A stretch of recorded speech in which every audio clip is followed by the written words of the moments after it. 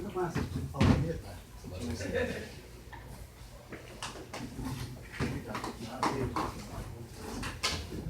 Pois bem, aqui estamos, né? Boa tarde, obrigado pela presença de vocês, obrigado pelo convite também, por aceitar meu resumo. Bem, eu sou o Walter, como vocês já viram, Walter Duarte, não sei se ficou disponível os resumos. Não, né? Enfim, eu estou fazendo doutorado na UERJ, fiz graduação e mestrado em filosofia, ambos, na Universidade Federal de Sergipe, e nesse período eu estudei a lógica estoica, especificamente. Estudei o período helenístico, em particular a lógica estoica, e aprofundei esse estudo no mestrado. No doutorado, coincidentemente, eu estava estudando Gorgias, por essa visão, inclusive, Parménides, etc. Estudando o próprio Gorgias, os textos do próprio Gorgias. E aí, não estava me sentindo bem. Tinha umas leituras por fora, leituras paralelas minhas, que eu não via possibilidade de trazê-las para a academia, de trazê-las para a pesquisa filosófica. E em conversa com um amigo meu, eu tive essa oportunidade de encontrar com um amigo nosso em comum, que é o Renato Nogueira, o professor Renato Nogueira. E só então ele me apresentou os textos e tudo se ajustou. E eu passei a estudar a filosofia quemética, que é a filosofia egípcia, né, que a gente conhece como egípcia. Antiga, veio isso como filosofia, e uma necessidade de uma... Como é que eu posso dizer isso? Entender a importância do estudo e da prática dos ensinos éticos dos escribas, que eram o que a gente pode chamar aqui em termos ocidentais de filósofos. Para esses povos, são os escribas. E particularmente eu estou estudando o Ptah-hotep, que é um escriba da antiga dinastia, da quinta dinastia do Reino Antigo, isso aí volta de 2800 a.C. Então a gente está falando aí de documentos com cerca de pelo menos 4.000 anos. Então se a gente está falando em memória, se a gente está falando em imagem, ela não é só grega, né? Isso é uma coisa que eu entendo isso porque era uma angústia minha, porque eu imaginava, e não vou adiantar, né? Porque eu vou dividir minha comunicação em duas partes. Uma primeira parte justificando esse estudo, mostrando dois conceitos, que são os conceitos de epistemicídio e afrocentricidade. O maior difusor desses conceitos aqui no Brasil é Renato Nogueira, não o único. Tem outras pessoas também fazendo esse trabalho, mas ele é um dos maiores difusores, acho que desde 2005 ele já vem com um trabalho sobre esse assunto. No segundo momento, já uma parte já depois dessa introdução, eu vou falar da cosmologia e cosmogonia quemética, que surge como base fundadora do pensamento desses povos. A gente não tem nenhum problema em estar falando, por exemplo, de Parménides, a gente não tem nenhum problema de estar falando de cosmogonia, da teogonia de Hesíodo, a gente não tem nenhum problema em fazer estudos da Ilíada e da Odisseia. Precisamos não ter nenhum problema de estudar a cosmologia e cosmogonia desses povos, que são igualmente importantes para a formação de um pensamento, para a formação de uma cultura de um povo. Tendo em vista isso, a minha primeira parte, falando sobre esses dois conceitos de epistemicídio e afrocentricidade, o epistemicídio é um conceito fundado pelo filósofo africano Mogobe Ramose, isso já é da década de 80, que trata do... Como é que eu posso dizer isso aqui em termos que a gente... Esse termo epistemicídio, ele se refere a um processo, um processo de dominação europeia sobre os povos africanos. Processo que relegou a esses povos um status ontológico de subhumanidade. Algo como que um posicionamento desses povos como um elo na evolução entre o primata e o humano. O sujeito africano é visto com esse status ontológico de subhumanidade. Ele é quase humano, sendo um pouco mais que animal. Isso fez com que trouxesse como resultado uma aniquilação e um desprezo pela cultura africana de um ponto de vista geral, cultural, psicológico, linguístico, enfim.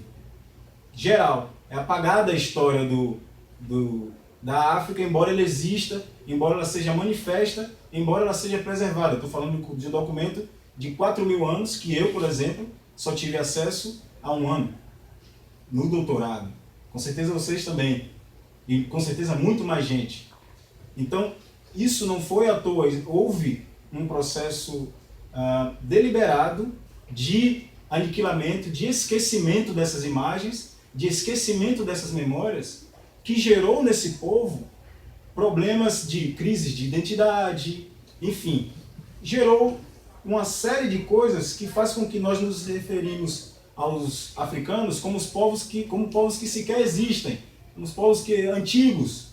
E eles existem ainda, eles têm uma história. Então a minha intenção no doutorado é trazer essa história, trazer essas imagens, trazer essas memórias, para que nós possamos, junto com todo esse grupo de estudiosos que estão tentando resgatar esse status ontológico de humanidade. A afrocentricidade entra aí, nesse segundo momento, como uma das respostas, uma postura ética, uma conscientização política e um princípio epistemológico, a partir do qual a gente entende como você... Desculpa, falando você, mas ela falou que tem um ponto de vista protagórico. Isso não é mentira, isso é verdade. Essa ideia de que nossa visão é objetiva é uma falácia, todos nós sabemos disso. Todos nós, como pesquisadores, como próximos à ciência, sabemos que essa objetividade ela não é alcançável. Só que, até hoje, nós entendemos a nossa cultura universal como objetiva, quando, na verdade, ela parte de uma perspectiva ocidental, greco-romana, inclusive, mais especificamente. E o Mogobe Ramos ele tem alguns artigos, alguns trabalhos, alguns livros tratando sobre isso, nos quais ele aponta o paradoxo de falar em história universal, filosofia universal, da palavra universal, universo, um lado, apresentada como se fosse totalitária. Sendo assim, entendendo isso, ele propõe uma nova abordagem ao estudo, que é uma abordagem pluriversal, na qual os vários pontos de vista desses povos são vistos como igualmente válidos a partir de determinados critérios.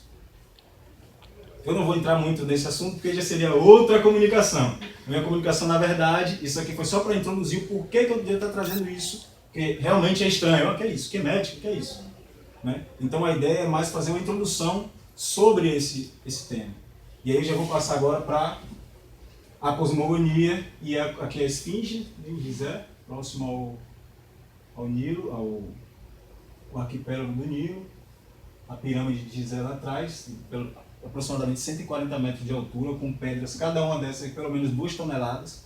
Então a gente tem que entender que são povos com alta tecnologia, conhecimento matemático, conhecimento de engenharia, enfim.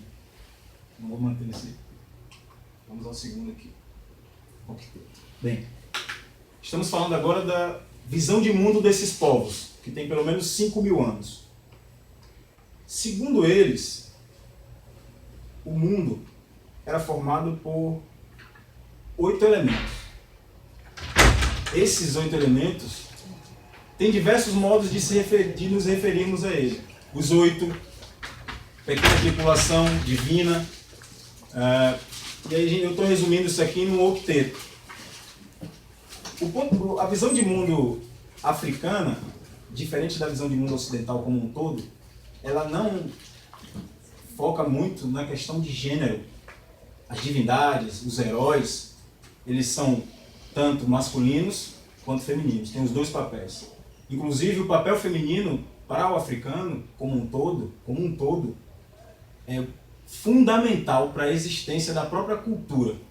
A mulher tem um papel fundamental, divino, para o africano.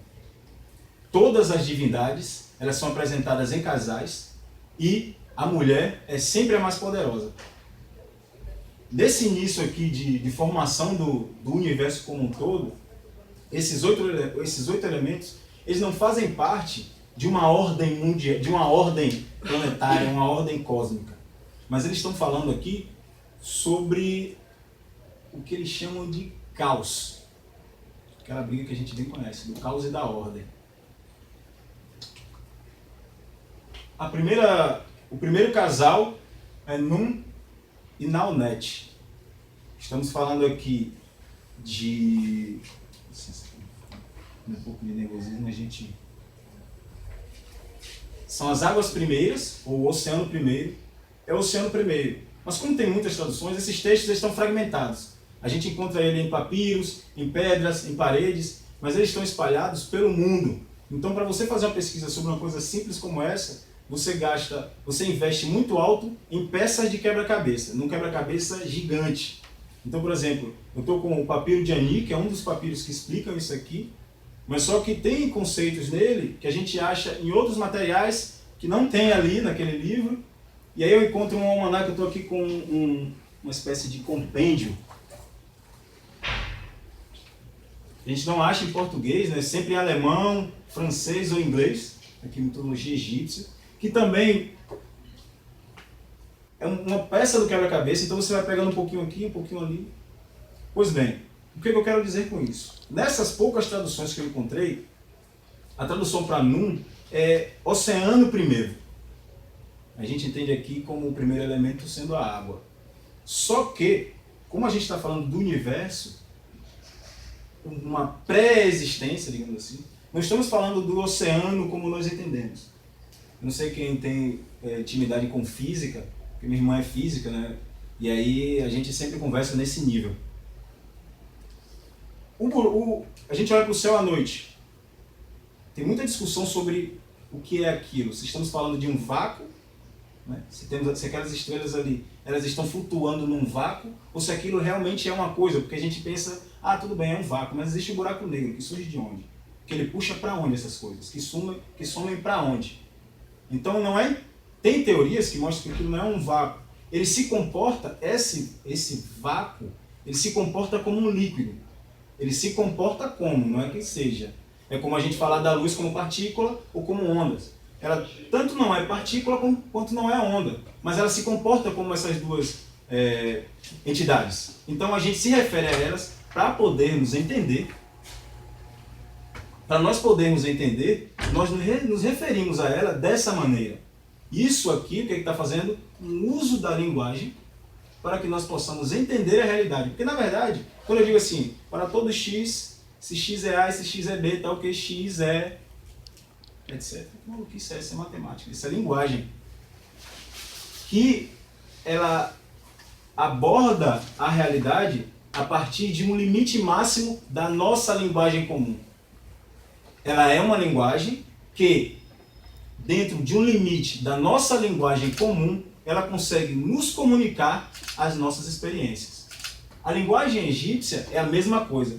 Então, quando nós estamos falando aqui de cosmologia e cosmogonia, nós estamos falando aqui de fórmulas matemáticas, nós estamos falando aqui de explicação de fenômenos físicos, não estamos simplesmente falando de entidades existentes, porque não é. A maioria, eu ouso dizer que, eu não vou dizer todos, mas eu queria, mas 99,99999% dos egiptólogos europeus com a visão, né, viciada de seu ponto de vista, eu não vou dizer viciada, porque é indiscernível esse modo de ver o mundo a partir de sua cultura. Eles dizem que essa mistura de relatos, essa mudança de relatos entre as entidades, essas entidades, mostram uma espécie de falta de lógica no raciocínio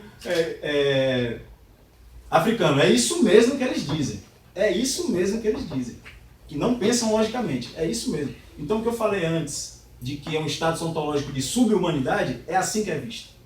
Quando um africano ou um descendente de africano, inclusive é difícil a gente falar como, por exemplo, eu me referi como africano. A história, a imagem, a cultura do povo africano foi apagada de tal maneira que, embora sinta-se a diferença na experiência culturalmente, não, você não é brasileiro, você é maluco, você está falando que você é africano, você não é africano.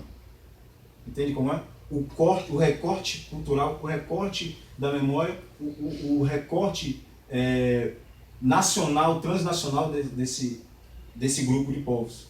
Enfim.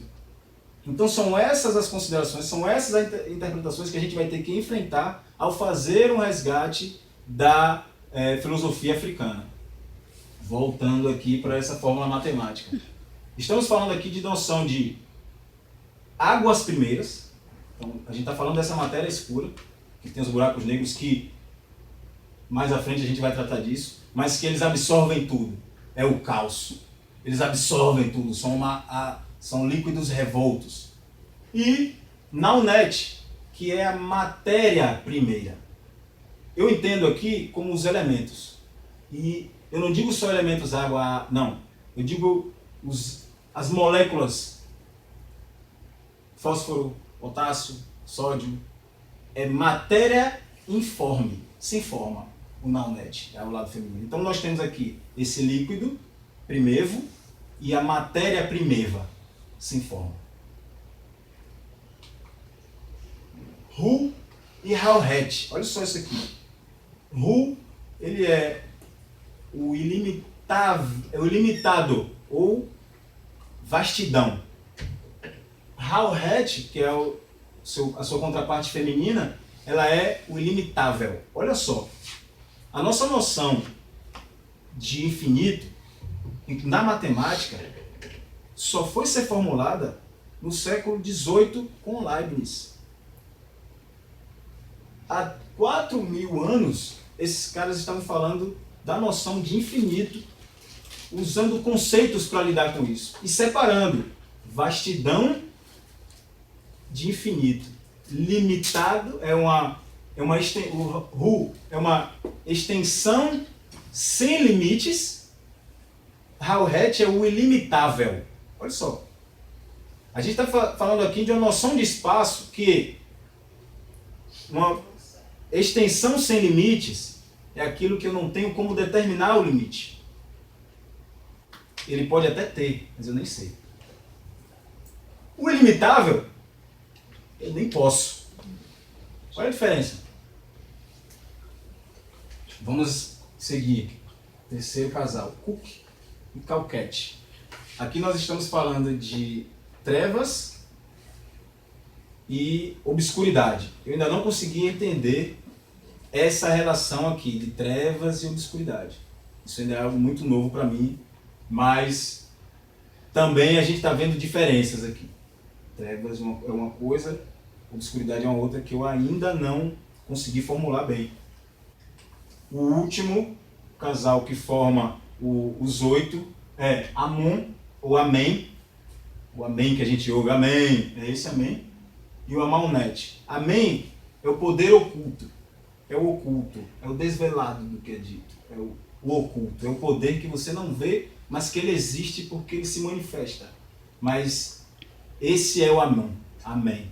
É o não dito, é o mistério, é o oculto. Amalnet é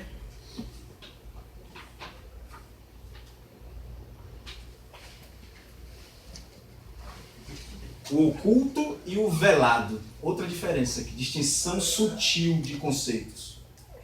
O oculto, parece que, quando se fala oculto, parece que há uma espécie de propósito próprio desse ser oculto. E velado, se há um propósito, é um propósito alheio, de velado. Né? Uma coisa é estar oculto, outra coisa é ser velado. Há uma diferença mínima no propósito de quem é. No oculto, eu posso me ocultar, mas se eu sou velado, eu fui ocultado, digamos assim. Então, essa diferença sutil de conceitos. Essas 8 entidades formavam o que eles chamavam de águas primeiras, ou o caos. Simplesmente o caos. Daí, é importante a gente entender que, embora eles não componham a formação do mundo, eles contêm toda possibilidade de existência. Olha só, a gente já ouviu isso em algum lugar. Eles contêm toda possibilidade de existência. Embora não sejam uma existência, eles contêm em si toda a possibilidade de existência. Né? Não poderia chamar isso de ser. Dele surge Atom, como eles chamam, que é o autogerado. Ele gerou a si mesmo. Desses elementos que contém toda a possibilidade de existência, ele gerou a si mesmo. Aí eu volto àquela primeira coisa que eu falei, sobre que eu conversava com minha irmã, que o buraco negro, de tempos em tempos, ele se comporta de uma maneira estranha que os cientistas ainda não conseguem responder, que ele expele luz. Ao invés de ele absorver, ele expele luz. Do nada, desse nada, sai luz. Esse é o momento. É o primeiro momento da existência para os esqueméticos, átomos que surgem. Dele, aí tem 2 relatos já. Ele é o primeiro ser existente e daí todos os outros virão. Mas existem algumas sutilezas dos relatos. Uma delas fala que ele surge, ele criou a si mesmo, gerou a si mesmo e criou o que eles chamam de Monte Primevo, quer dizer, ele juntou o Naunet, que é aquela matéria informe, e formou um Monte Primevo sobre essas águas, eu chamo de líquidos, mas sobre essas águas, ficou sobre elas e passou a criar as outras coisas. Um dos relatos diz que ele teve uma relação com a própria sombra e daí surgiram esses seres. Um outro relato diz que com sua mão ele concebeu outros seres, que para a gente é meio estranho, que a gente tem uma visão muito ainda religiosa, ocidental, que impõe certas restrições na pesquisa, certas restrições na realidade, e a gente entende isso por um outro viés. Mas ele está falando aqui de masturbação. E um dos outros relatos é que ele usou a palavra. E a palavra para o Egito é o maior poder. Ele é palavra e tudo que ele disse se tornou. Tudo que ele falou começou a se tornar. Ele falou o próprio corpo e o corpo se formou. Ele foi falando das partes do próprio corpo. E a gente pode entender também as próximas divindades como as partes do corpo de Atom, que ele começou a falar, se formou, começou a falar, as coisas começaram a aparecer. Esse poder da palavra. E aí eles diferenciam mais 2 elementos que nós vamos seguir. Shu e Tefnut. Shu é o vento. Tefnut é a umidade. Eles chamam de umidade. Então, do calor, do vento, ele é o sol, luz, do calor, vento e umidade surgem todas as coisas. Vida, a gente... A pista para qualquer cientista saber se há vida, ele busca água primeiro. Se tem água, tem vida. Então a gente está falando aqui de novo, água como princípios fundamentais, só que a vida como a gente conhece precisa do calor e do sol de Atom. E também não muda nada, né? Nossa realidade é isso. Os seres vivos precisam do calor e água. Nesses 3 relatos, Shu é entendido como esse nascimento é violento. No caso da masturbação de Atum, é a ejeção de ar e umidade. É uma ejeção de ar e umidade. No relato, Shu é entendido como um espirro. Ele espira.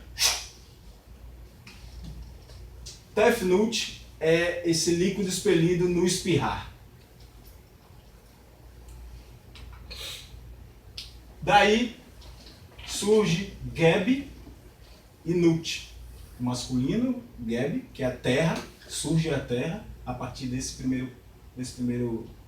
consortes. E Nut, que é o céu estrelado, a noite, Nut, no ar, tudo tem essa raiz. Night. Daí, Nut olha só, Nut e Geb eles estavam meio que dessa forma, assim. Então, desculpe, o vento, ficou entre esses seres e o elevou. Você vai ver muito dessas imagens. Eu não trouxe porque senão ficaria muito grande o slide, talvez não tivesse tempo de falar. Você vai ver a imagem de uma mulher com o corpo dobrado, com as mãos e os pés no chão, um homem deitado assim, e um outro entre eles assim.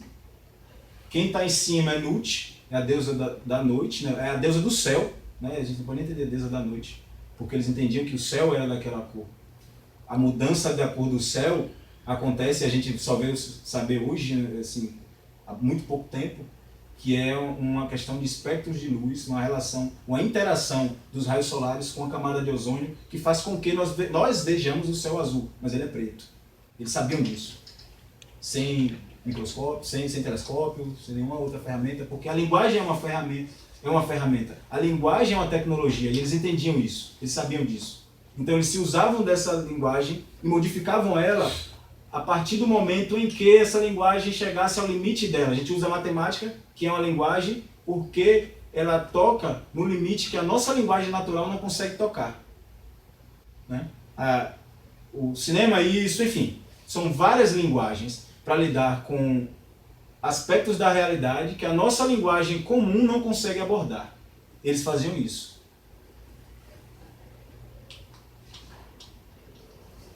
Esse casal aqui, eu ainda não encontrei em que momento eles surgem, mas nitidamente eles fazem parte desse primeiro evento aí do surgimento de Atum, porque a gente está falando aí da contraposição entre o caos e a ordem. A ordem é Ma'at, traduzida como ordem, verdade, justiça, verdadeiro, enfim. E Tot, que é a contraparte masculina, ele é que a gente entende aqui como Deus dos escribas. Ele é o Deus da sabedoria, é o Deus da magia, alguns chamam, mas principalmente da sabedoria. Enquanto Ma'at, ela é a verdade, ela diz a verdade, ela expressa a verdade, Tot é quem registra essa verdade. Então a gente está falando aqui do papel do pesquisador, o papel do filósofo, o papel do cientista, que ele observa a ordem do universo, essa ordem do universo cíclica, sempre cíclica, onde se buscar é sempre cíclica, é sempre ordenada, é sempre equilibrada, e registra esses relatos da natureza, de Ma'at. Essa é uma das representações de Atum, que se a gente ainda vier com essa visão um pouco, que é muito difícil a gente sair disso agora, mas eu coloquei justamente com essa intenção de chocar mesmo, que a gente tem que tentar tirar essas nossas restrições morais específicas de uma cultura da nossa pesquisa. Isso não tem nada a ver. A intenção foi essa mesmo. Eu até pensei naquela hora, eu estava tentando tirar, mas não deixa. Esse é um relato. Tem mais dois elementos aí que não apareceram aqui, mas que são Ru e Sia. Percepção, Sia é o feminino, né? Percepção, e Ru é discurso, voz de comando. Ra, Atum usou voz de comando. Então, são dois aspectos também de um dos outros relatos, que é da formação do mundo e da importância desses poderes divinos, que são o pensamento, que cria imagens, cria objetos, cria a realidade, e da voz de comando, que manifesta esses conteúdos no pensamento. Bom, voltando para a mesma imagem. Desses dois casais, nós temos Ísis e Osíris, que todo mundo conhece, todo mundo já ouviu falar. Plutarco tem um trabalho sobre isso. Né? Eu não vou me alongar muito aqui, porque todo mundo já conhece essa história de Ísis e Osíris, né? Pelo menos boa parte. Eu acho que é importante a gente notar aqui. Eu vou voltar um pouco, eu não vou falar de Ísis e Osíris, eu vou me prender um pouco nessa última tríade aqui de casais. O Deus Sol, ele é representado de várias maneiras pelos egípcios. Essas várias maneiras não são diferentes seres, mas são diferentes linguagens utilizadas para falar de aspectos da realidade aos quais a nossa linguagem não consegue. Eles são muito imagéticos. Platão não retomou as imagens à toa, porque é como nossa mente funciona. É como nossa mente funciona, imageticamente. Com algumas sutilezas aqui e ali, mas principalmente imageticamente. Eles usaram desse conhecimento para fazer com que seu povo entendesse a realidade a partir dessas múltiplas linguagens. Sendo assim, a primeira representação de Atum enquanto criador é o escaravelho. O escaravelho, né? Rola bosta, traduziam, né? Rola bosta. A gente conhece ele aqui como rola bosta. A gente está falando de epistemicídio mesmo, porque é um elemento muito importante para uma cultura específica. Você simplesmente age com desprezo a essa cultura. Rola bosta. A serpente, que é um elemento muito importante para as religiões africanas e a cultura africana como um todo, é vista como negativa na cultura ocidental na qual a gente foi criado. Né? O conhecimento também, que é muito importante, é visto como negativo. Né? O grande pecado é odeia a fruta do conhecimento, da árvore do conhecimento. Né? Então a gente está vendo aqui uma diferença. O que o epistemicídio gerou, inclusive, é o modo como nós abordamos uma cultura. A gente já aborda negativamente. A gente não vai para conhecer essa cultura, a gente vai para julgar essa cultura a partir da nossa visão. Não vamos para ouvir, não vamos para pesquisar. Nós vamos para apontar e dizer o que é e o que não é nessa cultura. Isso é o que o epistemicídio fez com que nós sintamos hoje. Isso é algo planejado, nada disso sou eu que estou sentindo mal, porque eu estou fazendo isso, não. Isso é um plano antigo que está dando certo. Sendo assim, voltando ao escaravelho, uma coisa muito interessante, eu passei a ver alguns documentários sobre o escaravelho, né? Pô, vamos buscar ver o que é esse cara. Que cara é esse? Por que ele? Por que o escaravelho? Na Austrália, 1960, início do século XX, estava uma praga de moscas absurda. Absurda. Não sei se alguém já ouviu falar. Absurda, não é uma coisa... É absurda. Eles ficaram sem saber o que fazer e pensaram, pô, na África, eles vivem naquele lugar quente, cheio de bicho. Não acontece isso. Por quê? Montaram uma equipe de pesquisa, investiram milhões numa equipe de pesquisa, foram para a África, montaram um acampamento lá e pesquisaram o que acontecia. O escaravelho é o segredo. O escaravelho, ele pega as fezes dos animais, tem vários tipos de escaravelho, e Jung gostava de falar que Deus tem